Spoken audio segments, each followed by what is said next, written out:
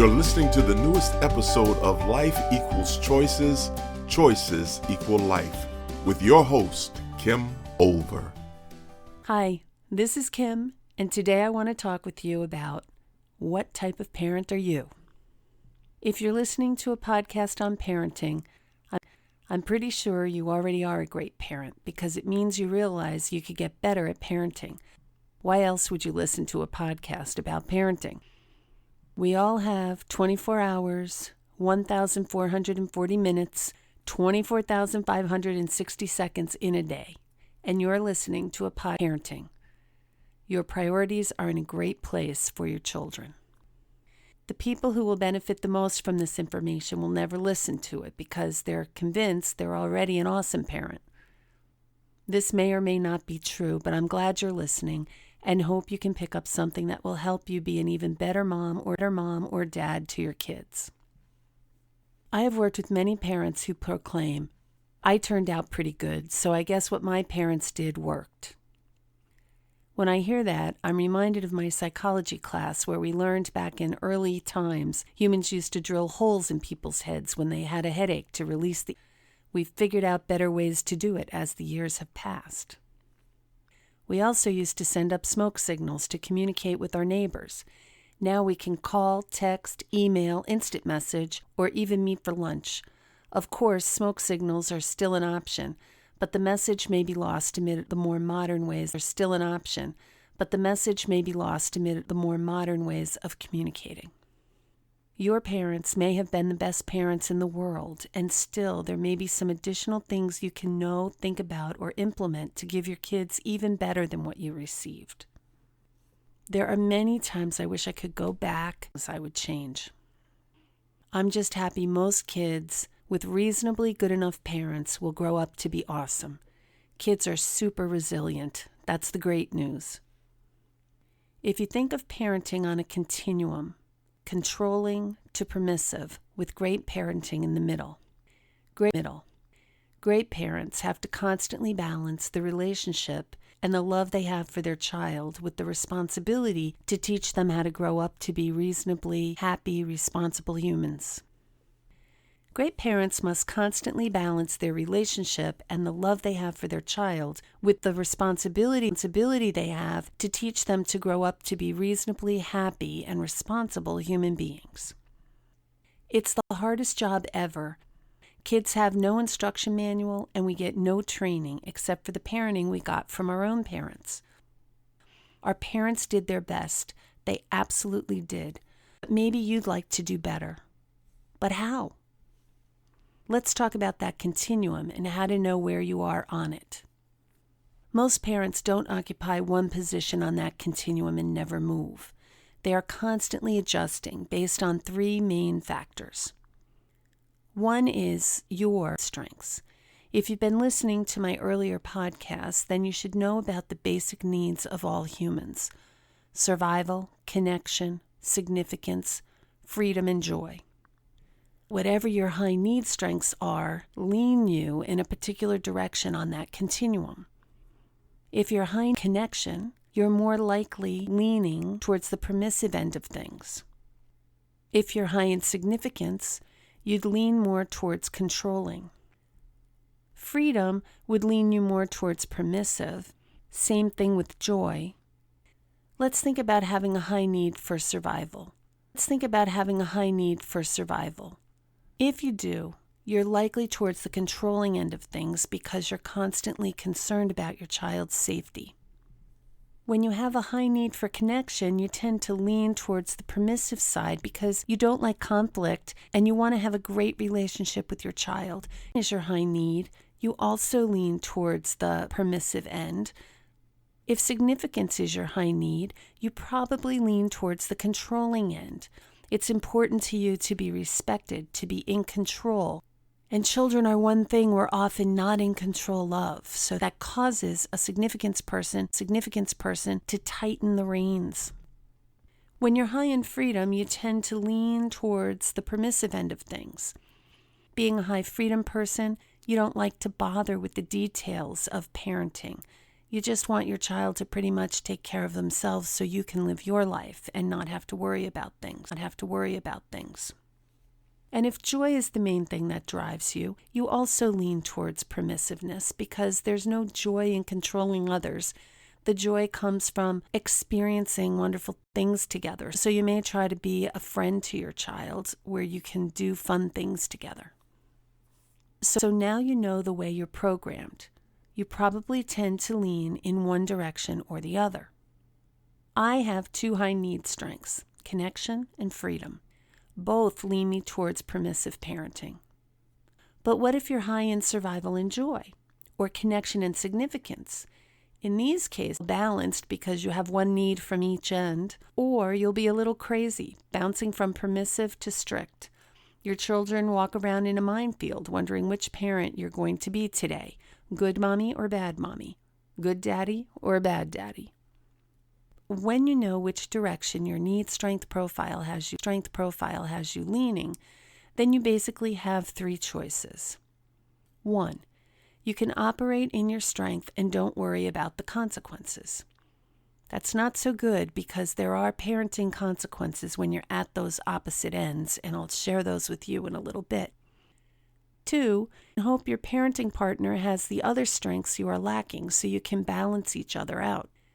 This doesn't work so well either because one of you becomes the bad guy and the other one is someone to manipulate. 3, you could work at the things that are challenging to you so you can move closer to the middle and encourage your partner to do the same. On the controlling, strict end of the continuum, parents are more concerned about what their needs are rather than their children's. These parents are constantly pushing their child to perform better, faster, and higher. They figure when their child becomes an adult, then they'll be able to get their needs met. But for now, it's up to the parent to get their needs met, and the child can figure it out as they go. On the permissive, uninvolved end, parents are more concerned about their child's needs. These parents are constantly making excuses for their children, being their cheerleader, deserved or not. If you're involved, you may be concerned about your needs more than your child's. You're more worried about living your life, and you let your child just live theirs. The parents in the middle can balance the opposite extremes in the middle of the continuum. They recognize their needs are quite important, but their children's are equally important. They know children need a balance between freedom and encouragement and safety and boundaries. The second factor to consider in where you operate on the continuum has to do with your child's needs. Have you noticed not all children are the same? And the same child might be different from day to day, further complicating things. Generally speaking, when your child is pushing for freedom, they're looking for a more permissive style. It makes sense to oblige the child if they have the responsible behaviors to manage that freedom.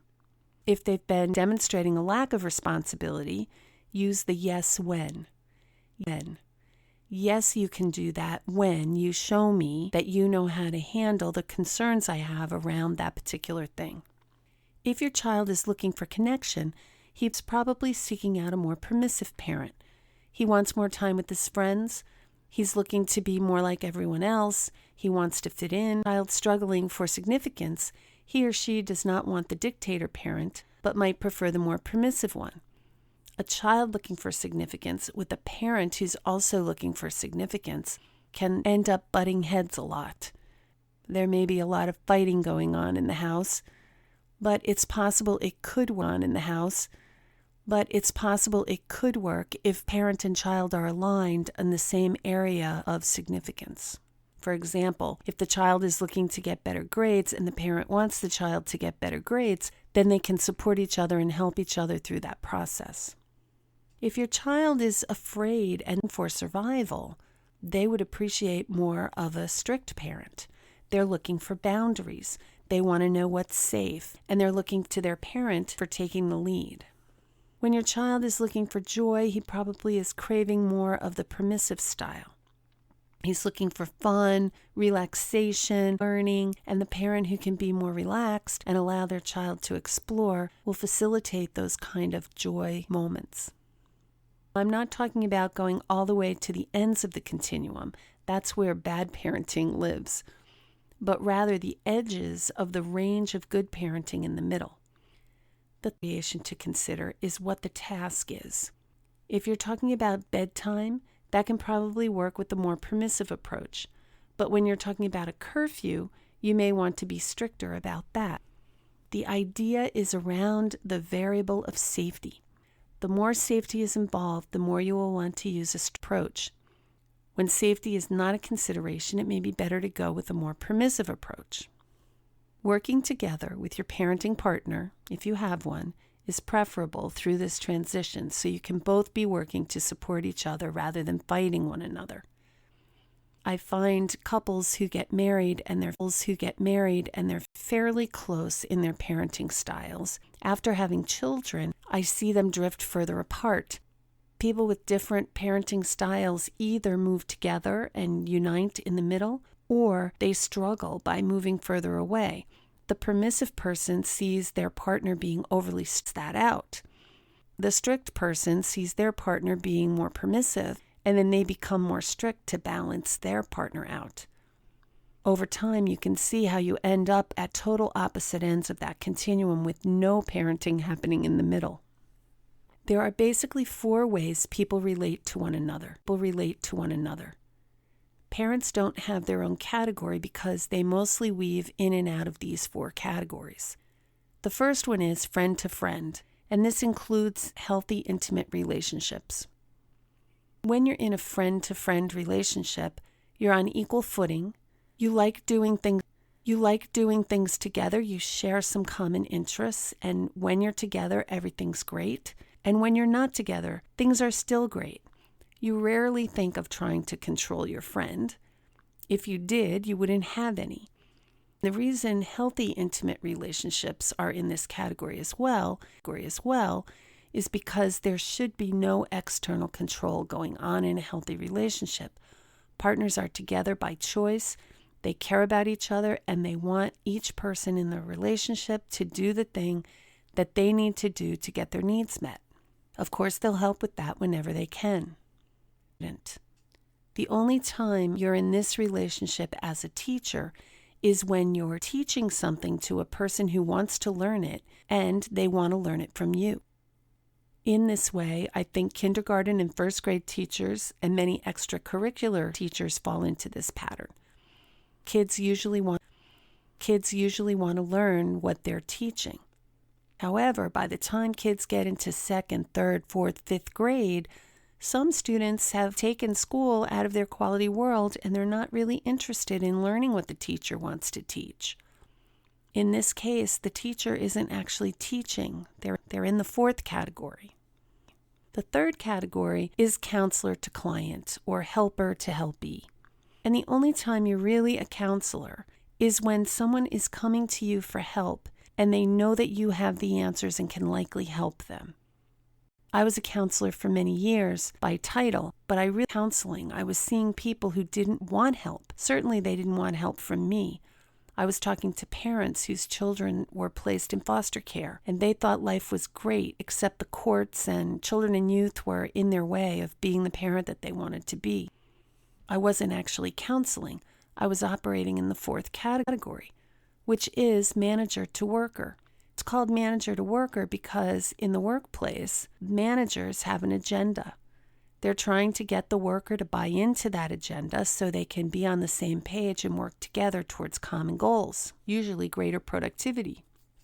When you're teaching students who learn, you need to have good managing skills. Same thing when you're counseling people who really don't want your help. You need good managing skills. And I dare say when you're a parent, you sometimes are a friend to your child, sometimes you're a teacher, sometimes you're a counselor, and a good bit of time. The most important time to function in this manager role is when safety's an issue. And I'm talking life and death or dismemberment safety. I know parents who can make anything a safety issue. The parent who tells their child to brush their teeth, the child doesn't want to. So the parent decides, this is a safety issue. Because if you don't brush your teeth, you could get a cavity. And if you get a cavity, it could get infected. And that infection could turn to staph, and you could die. That's a little tongue-in-cheek. I don't know any parent who's actually done that, but I know parents who come very close in other areas with their kids. I'm not talking about the possibility of a lack of safety. I'm talking about if you do that, you could become really hurt, injured, or die. That's serious safety. When safety is an issue, the idea is to restrict freedom only for as long as it's freedom. The amount of time you restrict the freedom is irrelevant as long as in the end they have the responsible behaviors they need to manage the freedom. So if you're concerned about something and your child doesn't know how to handle it, but in 5 minutes you're able to teach them how to handle it, then 5 minutes is all they need to be restricted.